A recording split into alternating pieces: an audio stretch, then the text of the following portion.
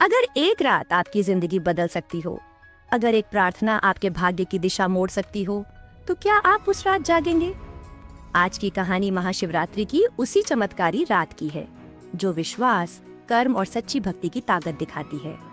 अंत तक जरूर देखिए, क्योंकि इसका आखिरी मोड़ आपको अंदर तक सोचने पर मजबूर कर देगा।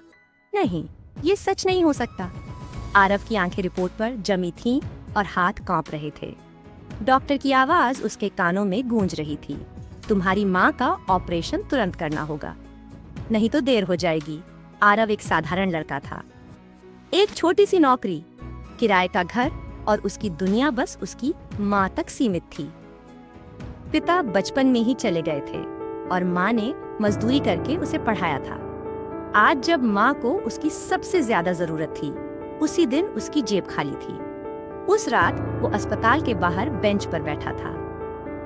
आसमान में बादल थे और हवा में ठंडक। अचानक पास के मंदिर से घंटियों की आवाज आई। उसने देखा, लोग फूल, बेलपत्र और दूध लेकर मंदिर की ओर जा रहे थे। पास बैठे बूढ़े व्यक्ति ने मुस्कुराकर कहा, बेटा, आज महाशिवरात्रि है। कहते हैं आज की रात सच्चे मन से मांगा गया वरदान खाली नहीं जाता। आरव हल्का सा हंसा। अगर भगवान सच में सुनते तो मेरी माँ बीमार ही क्यों होती?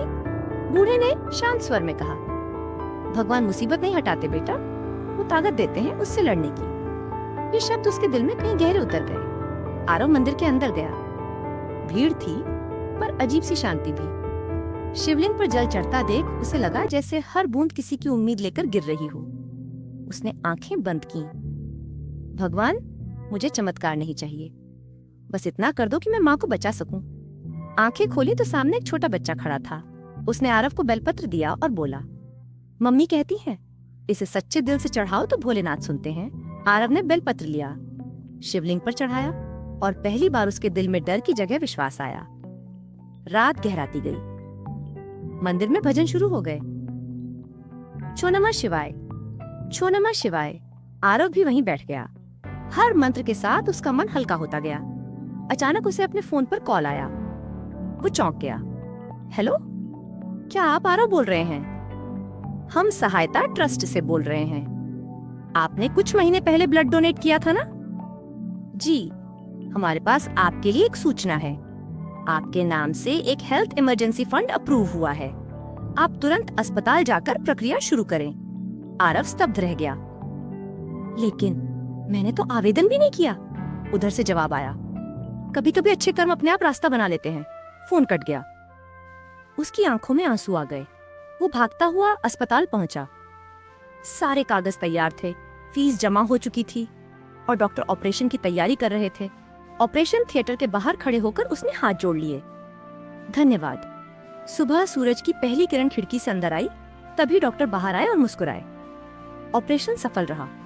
आरव की दुनिया जैसे फिर से चल पड़ी। कुछ दिन बाद माँ घर लौट आई। उस शाम आरव फिर उसी मंदिर गया। वही बूढ़े बाबा वहीं बैठे थे। आरव ने उनके चरण छुए। बाबा, उस रात आपने जो कहा था वो सच निकला। बाबा मुस्कुराए। मैंने कुछ नहीं कहा बेटा, वो तो शिवजी का संदेश था। आरव ने पूछा, क्या सच में भगवान हमारी सुनते हैं? बाबा ने आसमान की ओर देखा। भगवान हमेशा सुनते हैं, फर्क सिर्फ इतना है कि हम कब सच में पुकारते हैं। आरव ने महसूस किया, उस रात चमत्कार पैसे का नहीं था, चमत्कार था विश्वास का। समय बीतता गया। आरव अब हर साल महाशिवरात्रि की रात मंदिर जाता, सेवा करता और जरूरतमंदों की मदद करता। लोग कहते, तुम इतने दयालु क्यों हो? वो मुस्कुराकर बस इतना कहता, क्योंकि एक रात किसी ने मेरी मदद की थी, बिना मुझे जाने। उसे कभी पता नहीं चला कि ट्रस्ट ने मदद क्यों की, लेकिन उसे यकीन था उस रात किसी ने उसकी पुकार सुनी थी। 1 साल बाद वही छोटा बच्चा फिर मिला जिसने उसे बेलपत्र दिया था। भैया, आपने मेरी मम्मी का इलाज करवाया था ना? आरव चौंक गया। मैंने? हाँ। आपने ट्रस्ट को पैसे दान किए थे, उसी से मम्मी बच गई। आरव के शरीर में सिहरन दौड़ गई। जिस पैसे से उसने दान किया था, वही पैसे उसी रात उसकी माँ को बचाने लौट आए थे।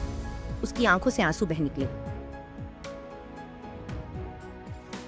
उसने आसमान की ओर देखा।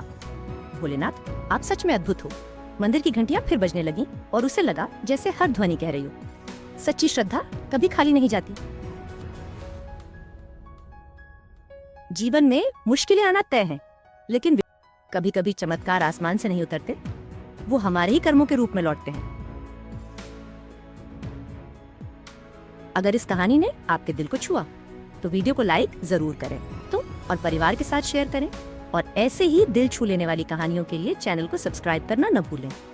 हर हर महादेव।